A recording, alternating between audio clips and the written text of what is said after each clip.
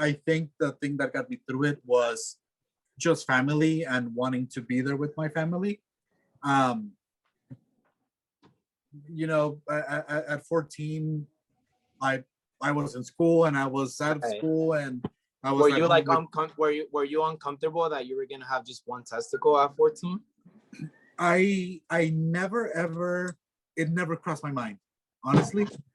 I know just by talking to other testicular cancer survivors, there's always that thought in their head, or that little idea that eats at them that you know you're supposed to have two testicles and you only have one, and that really like lessens your manhood, or being sexually active. Right. What is the person at the other end gonna think when they see that Yeah. you're missing part of your hardware. So What about growing up? Like, you were 14, you didn't think about it, but then, 15, 16.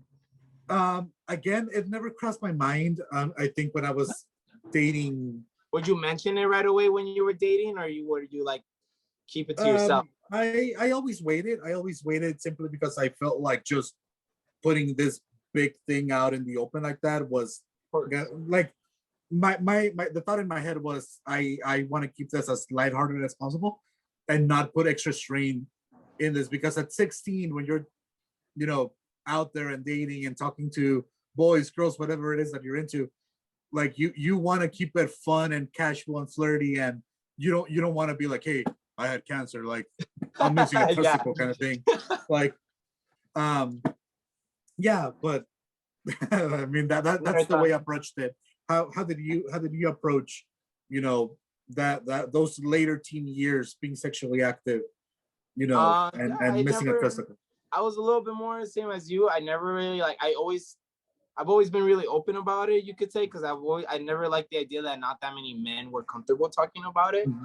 So I was like, when I decided I was gonna be comfortable about it. When you're a young adult, you're 18, 17 years old, and you're on dating sites. You got some girls that are asking for nudes and whatnot, and I would get uncomfortable because I have a really big, the scar that it leaves when you get that testicle. Uh-huh.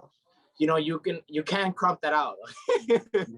So I would like the first time like I did it, I was just like, I sent a text right out there and I was like, I'm sorry, I have a really big scar.